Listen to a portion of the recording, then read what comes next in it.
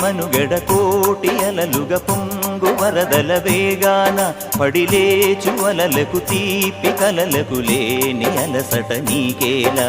నల్ల నల్ల నీళ్లలోన ఎల్లకిల్ల పడ్డట్టున్న అల్లో మల్లో ఆకాశాన చుక్కల్లు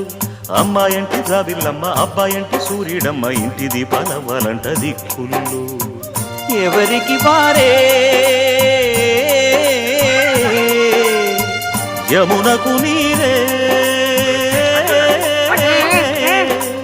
రేవు నీరు నావదంట నావతోడు రేవుదంట పంచుకుంటే గోరు వంక వాలగానే గోపురానికి స్వరాల గణగణ గంటలే మోగనేలా